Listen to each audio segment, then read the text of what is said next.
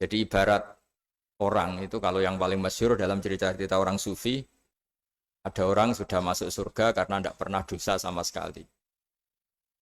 Ini cerita-cerita yang melegenda di dunia tasawuf. Tanya Allah, kenapa kamu masuk surga? Karena saya taat terus ya Allah, nggak pernah maksiat sama engkau. Berapa lama kamu hidup di dunia? 80 tahun. Ya sudah, karena taat kamu 80 tahun, ya surga kamu 80 tahun. Ya komplain, ya Allah katanya surga selamanya. Kenapa ini hanya 80 tahun? Yang selamanya itu rahmat saya. Kalau amal kamu kan terbatas 80 tahun, maka balasannya hanya 80 tahun. Nah semenjak itu beliau sadar, oh ya Allah, masuk surga itu fadlmu, anugerahmu, amal saya tidak ada bandingannya dengan surgamu. Nah ini jadi sehingga keyakinan ahli sunnah wal jamaah diantara ciri khasnya adalah masuk surga itu karena fadlnya Allah, karena anugerahnya Allah. Maksudnya itu oke kita amal, tapi amal kita tetap terbatas. Tidak memberi kontribusi pada kerajaan Allah, pada kedikjayaan Allah sebagai Tuhan. Yang tidak terbatas adalah fadlnya Allah Subhanahu wa Ta'ala. Nah, keresahan-keresahan ini kemudian yang diwariskan oleh para nabi ke ulama-ulama. Di keresahannya ulama itu mirip-mirip keresahan nabi. Nabi dulu itu sampai dakwah, sampai sosialisasi kebenaran itu takut Allah itu la yuzkaru fi mulki. Allah tidak disebut, tidak menjadi aktor. Kan tidak fair kita misalnya nempat di negara orang terus nggak tahu duta besarnya siapa, terus kalau ngurus paspor di mana, ngurus visa di mana. Ini sama, kita hambanya Allah tapi nggak pernah ngurus status kehambaannya.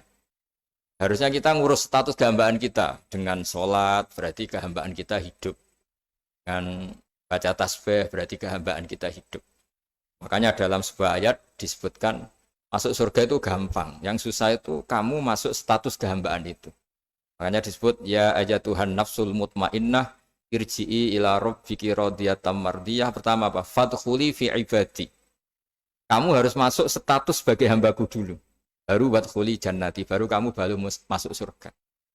Jadi orang boleh nikmati fasilitas negara lain kalau visa paspornya disahkan. Orang boleh masuk surga kalau status kehambaannya disahkan oleh Allah Subhanahu wa Ta'ala. Nah, lalu status kehambaan itu dimulai dari mana? Secara fisik kita sujud. Anggota tubuh yang begitu terhormat, namanya kepala, kita tundukkan kepada Allah Ta'ala. Hati kita, akal kita yang ingin menguasai dunia misalnya, ambisi itu kita kalahkan untuk hanya tunduk kepada aturan-aturan Allah Subhanahu wa Ta'ala. Kekhawatiran kita akan menghadapi alam akhirat, nah ini yang penting. Nanti setelah kita mati kayak apa, jadi debu, jadi tanah, lalu bangkit kita gimana? Sebagaimana mukadimah saya, ingatlah an-nas atil ula. Ingatlah penciptaan pertama, bahwa Allah punya reputasi menciptakan Nabi Adam dari tanah, dan di tubuh Nabi Adam itu tersimpan calon generasi berikutnya ila yaumil qiyamah. Kayak apa susahnya bikin Nabi Adam kalau andikan kita boleh berpikir. Bikin satu master manusia yang akan melahirkan manusia seluruh dunia. Ibaratnya chipnya itu sudah ada di punggung Nabi Adam. Dan itu materinya dari tanah. Dengan berpikir gitu, maka ketika kita meninggal, sudah jadi tanah, kembali lagi jadi manusia adalah hal yang mudah. Karena Allah punya reputasi menciptakan manusia super, yaitu Nabi Adam dari tanah. Jika setiap kali kita iskal janggal terhadap kekuasaan Allah, kata Allah Ta'ala, Qul yuhyihalladzi ansha'aha awwala marrah.